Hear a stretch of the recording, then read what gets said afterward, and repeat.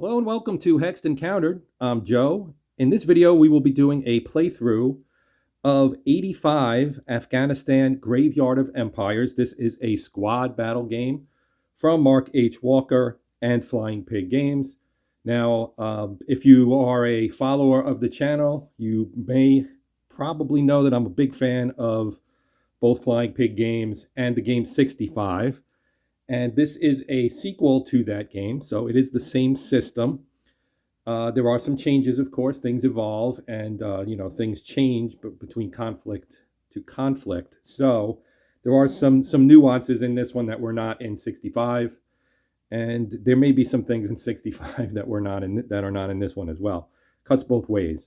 Anyway, I'm going to play I'm going to play actually the Kickstarter bonus scenario because it's very simple.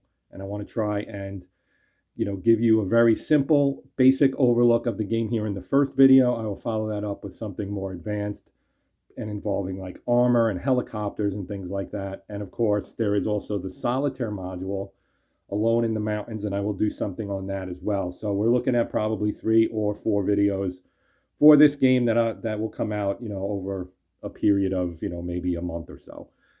But this will be the first one. So if you're looking to see how this game plays in a very kind of, basic ground level look, this is the chance to do so. So the name of this scenario is Your Papers, Please. And the description reads, a Soviet Su-25 ravaged an assembly of a dozen tribal elders, killing them all.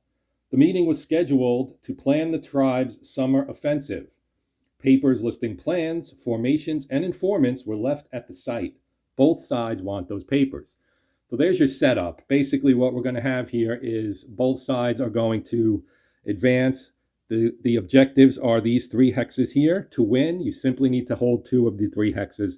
This is a 4-turn scenario, so it is relatively short. And it is all infantry, basically. We've got I think 4 rifle squads on the Soviet side with also an RPK-74 and 2 leaders or heroes. And on the Mujahideen side, we have an RPD, 5 rifle squads and 3 leaders or heroes. I forget which way they prefer, which way it's preferred to call them. They're essentially heroes, I think, is what they really are. Anyway, those are single person counters. And they have abilities.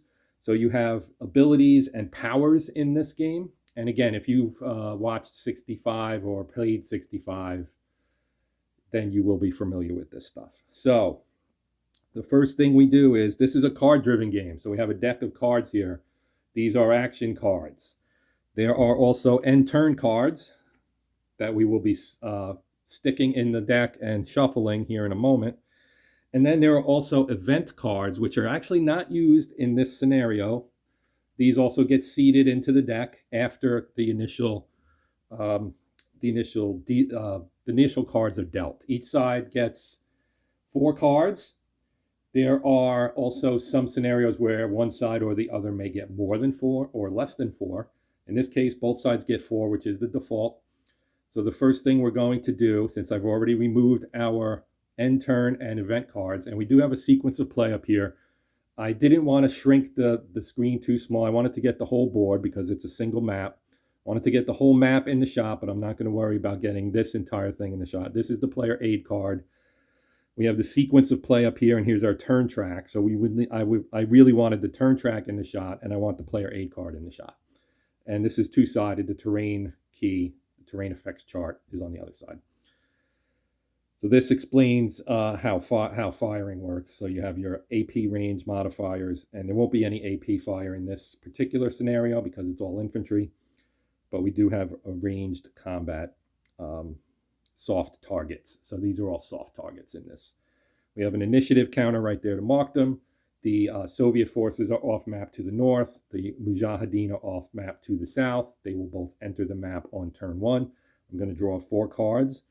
For each side, I'll just do alternating like we're dealing a card game, like so. Now I will pause and seed 3 of the 4 end turn cards. So not this one, but these 3 will go into the deck. And I will shuffle them off camera and come back, and we will determine initiative and get this game going. So to account for the fact that I'm playing a 2-player game solitaire, what I'm going to do is we have 4 action cards for both. I have a D8 in my hand. I'm going to roll the D8, and I'm going to use that to determine left to right which card I'm going to use for the initiative. That way, it's kind of blind. And I mean, in theory, when you have 2 players, you strategically determine whether you want initiative. In this case, I believe both sides would want initiative, so both sides would play a high card. But to kind of take that out of my hand, I'm going to use random chance and roll this 8-sider. It's a that's a 10-sider. Sorry, wrong die. Here is my 8-sider. Grabbed the wrong die there. Sorry about that. Okay, 3. That's the second card. So they will play this card, and the value of this card is a 10. So that's pretty high. So they probably will win. This is the Soviets, of course, and they get a 2, which would be the first card. And there's also a 10. So we move on to a second card here. And for this, we can use the D6 that comes with the game. And that's a 4. So that's the second card again. It's an 8. For them, we get a 6. That's the third card. That's a 7. So they win. The Soviets win initiative. We'll put this one back. This one gets discarded. And they get to keep both of theirs. So when you lose initiative, you get your card back. So there would be times strategically, like I said, where maybe you would rather have your action cards rather than have the initiative. So so with the Soviets having initiative first, they get to move first. Now your actions are determined by what cards you have. So they all have 2 actions on them. Now you can see here, for example, this one has both fire and move, as well as power. So that would enable you to use a power. What we're going to do first is we're just going to use move, and we're going to basically move 1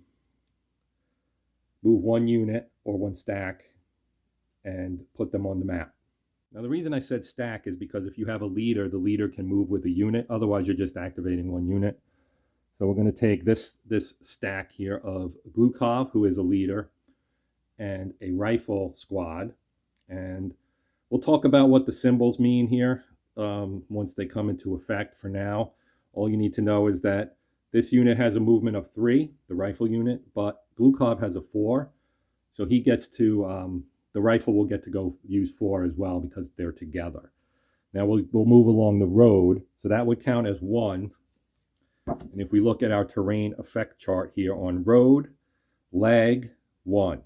So they can move 1 hex, and units that spend all impulse movement points on a road get +1 movement point. Okay, so they have 5. So they can go 1, 2, 3, 4, 5.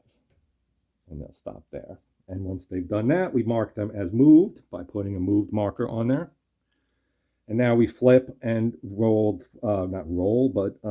use the Afghans. So now they have a move and fire, which is pretty nice. They also have a move, a reload and fire, and a fast move, which would enable them to move extra as well. So I think what we'll play is move and fire. I forgot to discard that. So we're going to discard this one for them. All right, so we're going to take Arash, who is one of our Mujahideen leaders. He's going to move with RPD. And the RPD has a 2, but he has a 4, so the RPD can move 4. So he's going to start here, 1, 2, 3, 4. Actually, when you do move and fire, you can move half of your movement factor. So he's only going to be able to move 2 anyway. So he's going to go 1, 2. So now you have line of sight. Okay, and if line of sight, to determine line of sight, like if we wanted to see, they can't see each other because of the tree here. But the way you would trace it is you would use a string and go through here. And you can see, just by eyeballing it, we can see that it's going to cross through this hex. So they can't see each other. We'll just put a moved, which means I wasted that move and fire. So that was stupid. Um, but because for some reason I was like, oh, I can get here, and then maybe, well, even, yeah, that was dumb. I think what we'll do instead is we will leave it go 3, 4, 5. Then they would be able to see each other. Let's just do a regular move for this guy. That'll be better. That'll be better. For now, it doesn't really matter, but he can go now 3 rather, 4, 5.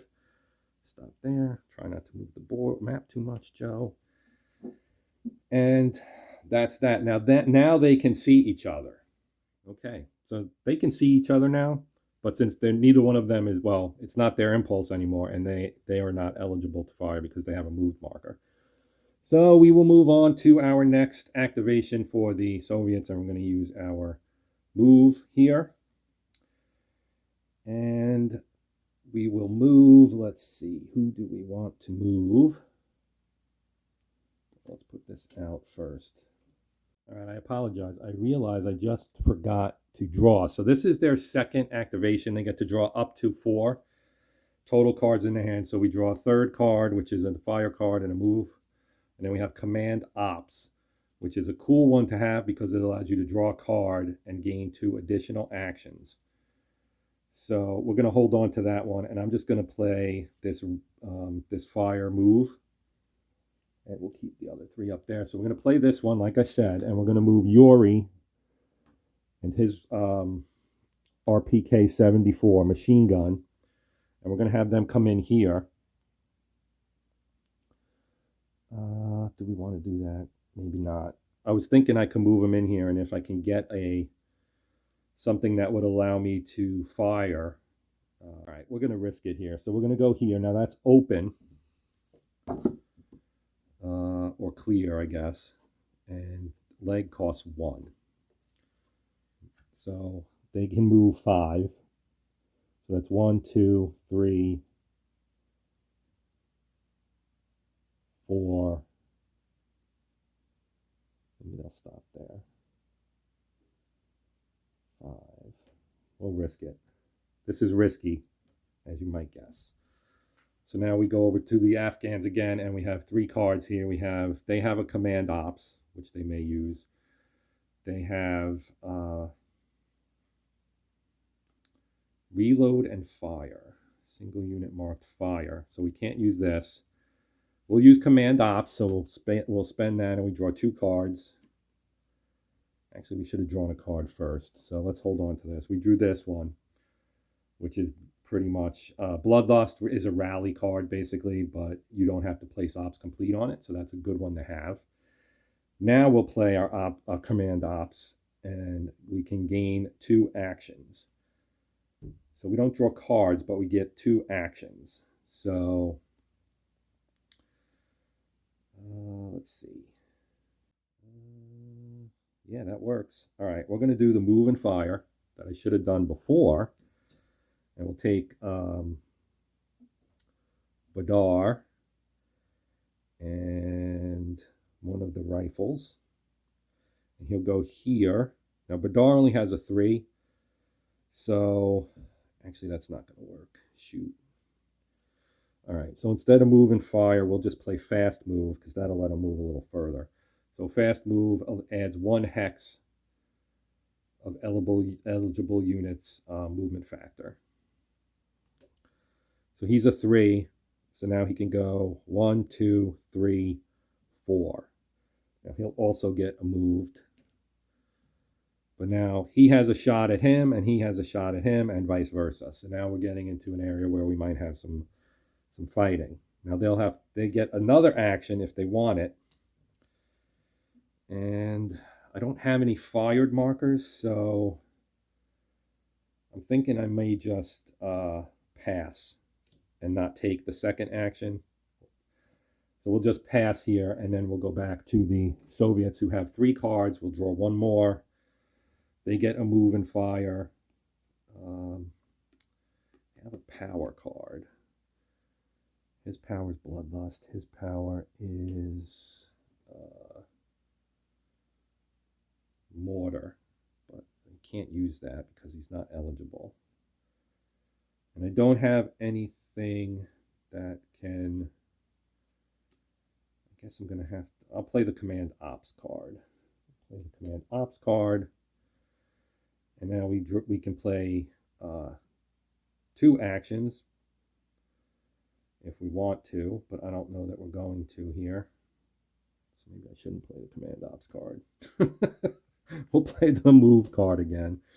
Not exactly what I was hoping to do, but we're just going to move, and we'll take this guy and we'll move him. He's got a 3, so he can move 4 if he stays on the road. 1, 2, 3, 4. Moved. Now we go back to the Afghans. They have 2. We'll draw 2 more. They get a light wounds, which allows them to ignore a hit, and then a rally, and then another fire and move. So we will, I guess we'll play the move, because we're just trying to get our units on the map at this point. We have 1 commander left. It is Dadvar, and Dadvar can move 4, so they can move 4 as well. 1, 2, maybe we should try to get elevation, so maybe we should move up here. So that would be to move up to that.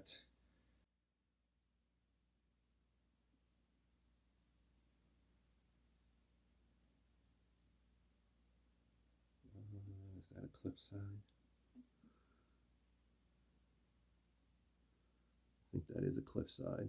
They would have to go 1, and then, well, no, they can go this way. So that's 1, 2. So that would be 3, 4. So they are on the hill, but they're done. And now we go back to the Soviets. They have 3 cards. They draw 1. And it's a fire and move card again. So we still have a couple units off, so we will use the move. And we'll move another rifle squad on. 1, 2, 3. And then this is fields, I think. Crops. Crops cost 2. So they went 1, 2, 3. They only have 1 extra. So they will, actually they can go here and be behind their comrades. Or with their comrades, I should say. All right, now we draw 1 more for the Afghans. They get panic and retreat. Play after any attack against a non-hero. Ignore the close assault results. All right, so I think they're just going to discard a card and pass. We'll discard this one. Now back to the Soviets. They have 3 cards. They draw a fire move card, which will allow them to get their last unit on the map. So he will come on via the road as well. Well, you know, maybe not. 1, 2, 3. We'll put him here. And he gets a moved marker as well. Back to the Afghans. They're looking for a move marker. They still have 3 units left. They get Scout and Ral. Ooh, Scout is a good one. They're gonna play the Scout card they just drew. That allows you to move 1 eligible infantry unit. Unit only pays 1 movement point per hex.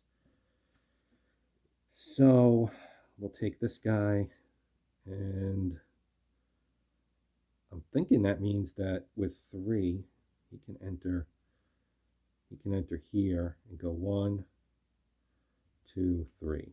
So he doesn't have to pay the extra 1 to go up the hill, is how I'm reading it. Oh, and we are in turn 1, and the Soviets had initiative. All right, back to the Soviets. They have 3 cards. We'll draw another. Bloodlust and Fire. We're going to play our command ops and see if we can get a better card. And we get another command ops. So we're going to play that and draw. Oh, wait. Yeah, draw a card. That's right. Draw a card. Panic and retreat. We're going to pass. We'll ditch that one. And now the Afghans will draw. They get a move, which is what they needed. They'll bring another unit on. We'll send him up this way. No, you know what? We won't. We'll go 1, 2, 3, 4. Stay on the road. Now the Soviets. We still have not found an end turn card. We'll keep that one and get rid of that one, I guess. I don't know that we're going to get any combat here. This turn, draw for the... And wait, we do have a move, do we not?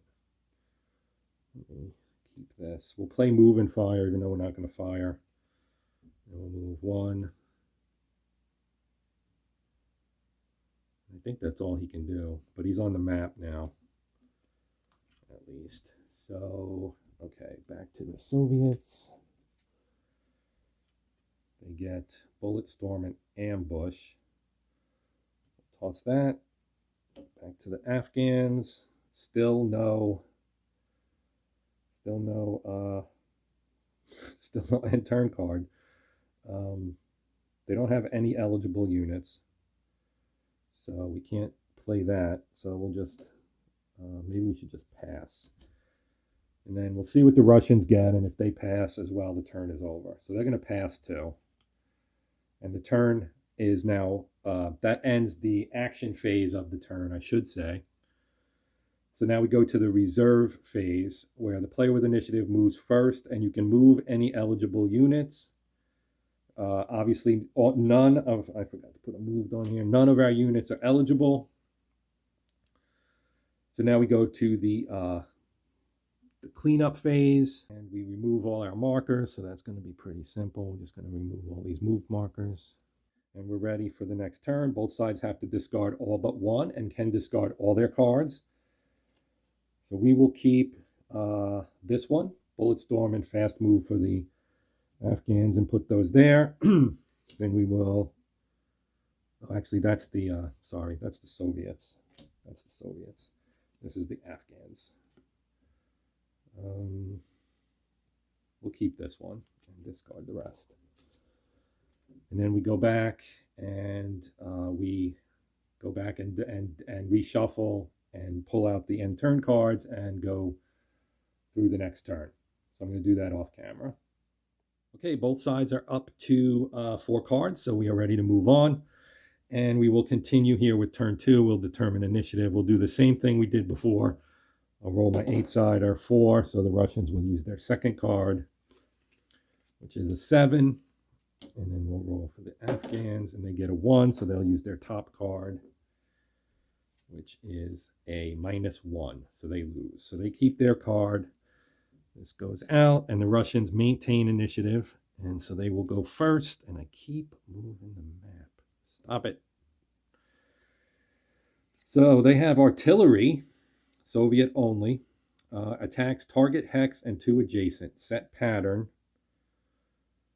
roll for accuracy, 3 to 6 hit, 1 to miss to adjacent. Firepower, scenario, special rule defined. So for this scenario, let's look it up. We have, let's find out, where is it? 3 HEF. All right, so they're going to play the artillery card, because why not? They're playing the artillery card. And so we roll our die, and anything 3 or higher is a hit. Oh, I should have said who I was shooting at. We're shooting at this hex, and this one, which is empty, but it's adjacent. And we got a 4, which rolled off the map. So that is a hit. So now what you do here is you start drawing cards for each hex that was hit. So we have these 3 hexes here. We'll ignore this because it doesn't matter. I don't need to draw the cards for it. It's empty. So we'll draw here and here, and we'll start with the hex that Arash is in. You draw 3 cards, and you look at this symbol right here, which says hit. and it's red. So the color matters. So because the hit on here is red, that's not a hit. Artillery only hits on a green, so that's the first attempt. Second one is green, so that is a hit. So they have one hit. Third one is red, so it's only one hit.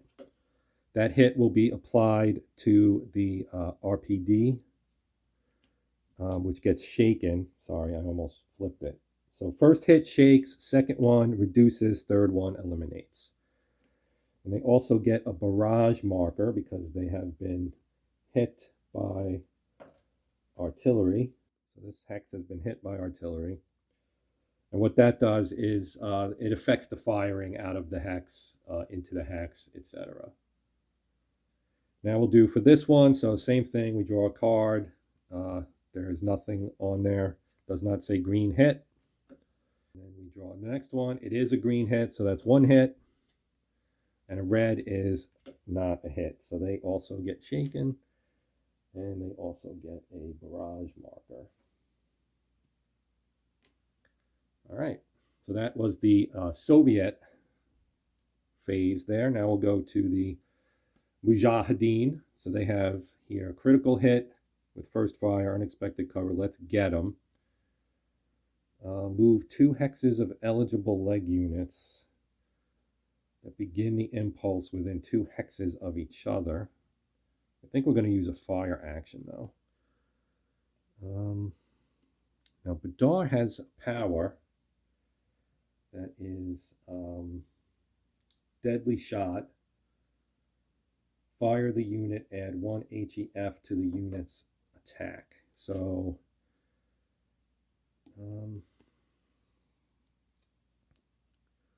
we'll use that. We're going to play this for the power. Now Badar's power here is the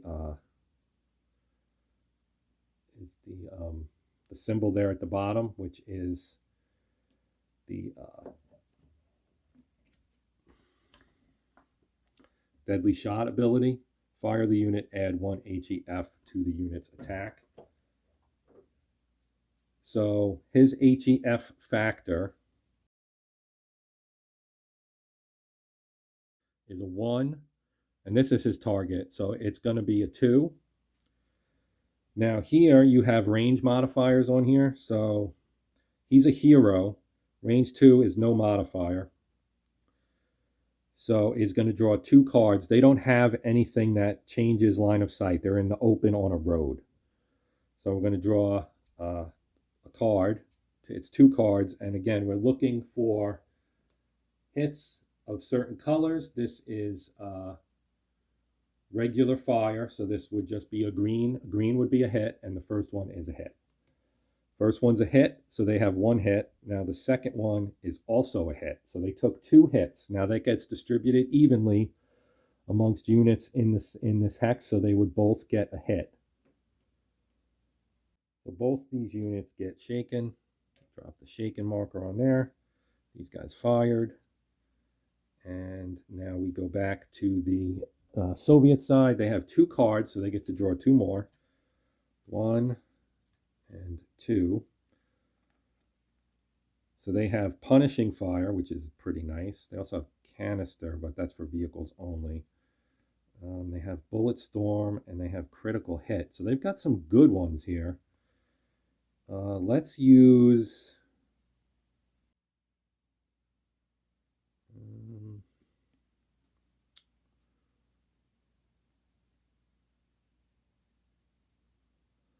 let's use bullet storm, I think. We'll use bullet storm. I'm going to play bullet storm, and I don't have a power card, so that's all we can really do. And we'll use Yuri and the RPK 74. That'll be the primary unit. When you fire more than 1 unit, you have to designate a primary. So he's the primary. Actually, we can do this because only the leader fired in that hex. So he's got a 2, and then we get another 1 there, plus 1 for the bullet storm. That gives us a total of 4. Our range is 2. That is a RPK. At range 2, they get another plus 1, so that adds up to 5. They do not have cover. We have a shaken unit and a leader in there. They do get a -1, I believe, on the, because they're under artillery barrage. Okay, so because the RPK is a machine gun, they have this symbol right here, which is spraying fire, and that's an ability. So the ones on the left side here in the middle are abilities, and what that ability allows them to do is distribute their hits evenly amongst the targets. They don't have to target a single unit, so they're going to do that here. Now this -1 here I mentioned earlier, that would apply if this was a hard target. It obviously is not. So we're going to roll, and we've got 5 cards to pull here. And again, a green is a hit. Green hits are hits in this instance.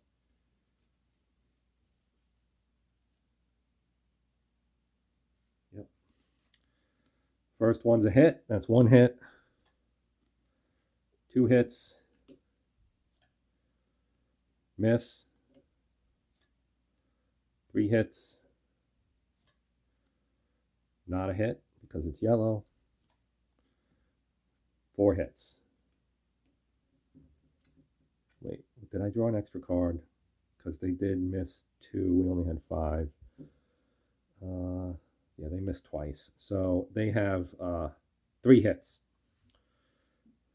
So we're going to distribute evenly. So the first one would shake Akash, and then the second one would reduce the RPD, and the third one would reduce Akash. So they are shaken, and both shaken, both reduced. We drop a fired marker here, and we go back to the Mujahideen, draw another card. They get artillery, which they cannot use, according to the scenario rules, I believe. There are instances where there's the one card that allows them. Yeah, this is card 19, and in this particular scenario, card 19 indicates special rules. The Mujahideen may not call artillery strikes. He or she must treat the top half of card 19 as a command ops, fire, move and fire, or fast move. So let's use it for fire. And we're going to fire our rifle here. Now he has an ability too. It's that red knife. That is the assault ability, so it does not affect this combat. The range here is 1, 2. Well, you start here. I think it's 1, 2, 3, or you could go 1, 2, 3. However you want to count it. You don't count the shooting, and you don't count the attacker and defender. You only count one of them. So I think they say count attacker but not defender. It works out the same, right? 1, 2, 3. It's 3. So the range is 3. It's a rifle. Rifle at range 3 is no target modifier. So they're going to get 1 card. 1 card. They pull it, and it is a hit. It is a hit. All right. So now these were both shaken. So the rifle will get reduced. And we will move on back to the Soviets, who have 3 cards. So they draw another card. And they get fast move or aimed shot, which won't apply. Aimed shot, +2. Oh, versus vehicles, +2 to firer's terrain modifier. Versus leg, ignore terrain. Play in addition to fire only. So I don't know that we want that one necessarily. But fast move would give them one extra movement point. Now what we should do here, actually, I don't have a basic move, but I'm going to play this fast move, even though I really don't need to. I'm going to anyway. And here's what I'm going to do. I'm going to take this unit here. Let's see their powers. Let's see. His power is prep fire. And the other one's power is intensive fire, right? Yes. So let's move this guy in here. So he's moving into a building. So if we look at our terrain effect here, where is it? Building 2.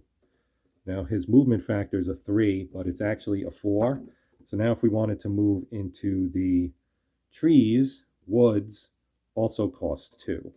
So that's what we're going to do. We're going to move this guy here so that he's now in position for an assault if we want to do one down the road. And that is the end of the Soviet phase. So we'll draw a card for the Afghans. They get critical hit in first fire, which they already had. The next time they take a fire, I need to remember to play this as a reaction. You see the red, that means it's a reaction. Critical hit.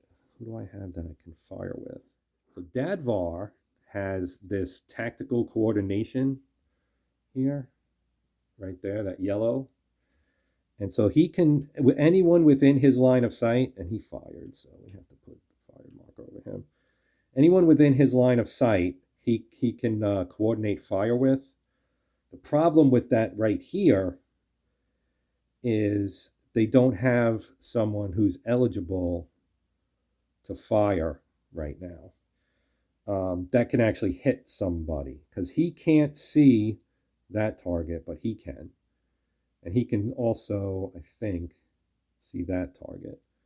We're just going to fire, but this is pretty long range here, and he may not even be able to fire at that range. Heroes, they can only fire out to 3 hexes. And that's, yeah, it's like 1, 2, 3, 4, 5, 6 out there. Rifle at 6 takes a -1, which would be a 0. So, I think we need to move is what we need to do. All right, so we're going to play Let's Get 'Em. Now he's going to move up 1, 2. We could do opportunity fire here if we have a fire card on the Soviet side. We don't have a fire card. Okay, so he'll go there and stop, I think, for high ground purposes. Put a moved on there. Now we'll move this guy because we can also move him. He'll stay on the road. He can, well, I don't know that he wants to stay on the road, actually. 1, 2, 3. Now back to the Soviets. They get an end turn card. So we're going to put this down. That's our first. Now we draw another. For the Soviets, they get a fire and a fast move. So now we can fire with somebody. Or we can do, do a fast move. But I'm thinking I might do fire and play critical hit and support. So that's what we'll do. Oh, you know what? Instead, let's do punishing fire. We'll play punishing fire with this unit here attacking here. So that's 1, 2, 3, 4, 5. So that's going to be a no effect because he's a rifle. But he can fire twice. So at that range, it's a 2. He does have line of sight, so we draw a card. It's a green hit. And we draw another card. It's also a green hit. So that's 2 hits, and now he gets to fire again. But I believe, can they retreat between? Yes, target may retreat between attacks. Okay, so let's, well, actually it won't matter because the 2 hits will destroy these 2 units. So we'll leave the barrage marker there, but these guys are killed. Arash and the RPD have been destroyed, so they're out.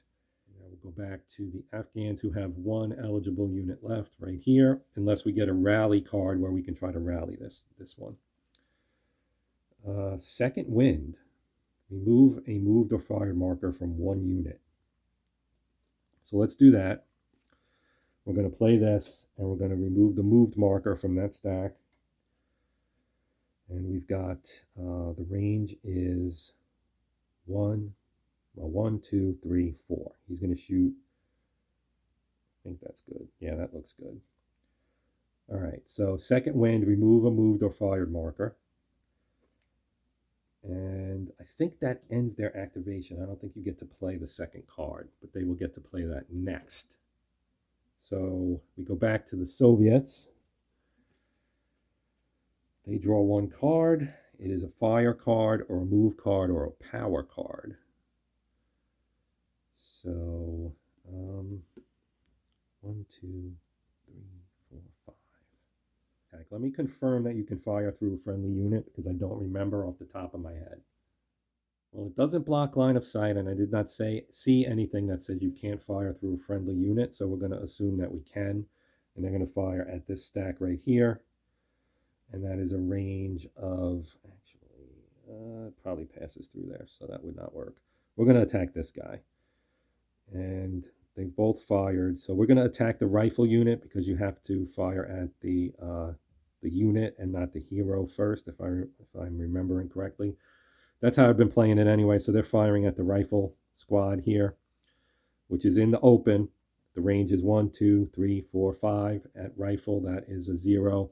The intensive fire power gives you a 1 + 1 HEF to your ranged attack. So he has a 2 + 1 is 3. You draw the first card. It is a miss, red hit. Second card is an end turn, so that doesn't count. We draw another card.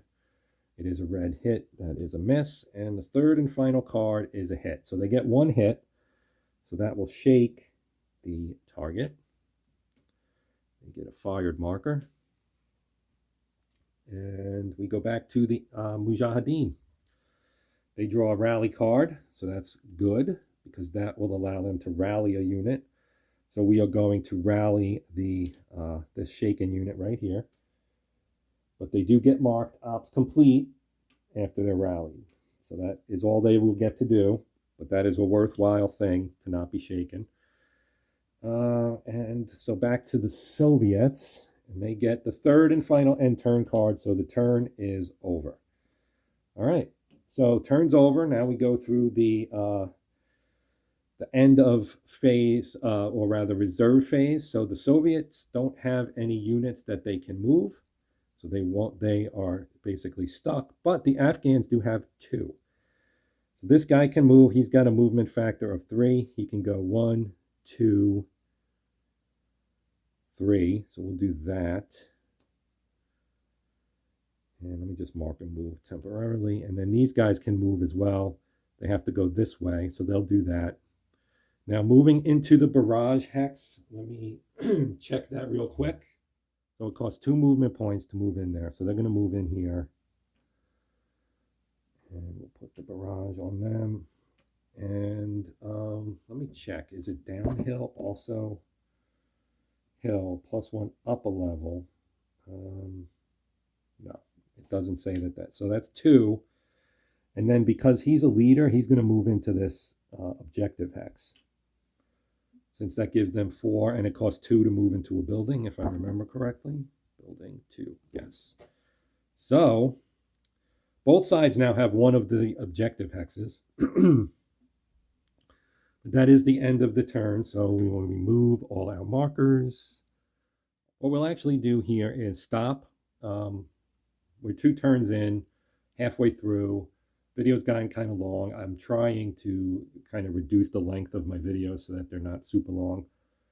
Very few people watch, watch a full-length motion picture length YouTube video on war games. So I'm going to, chop this off here. There will be obviously more content on this game.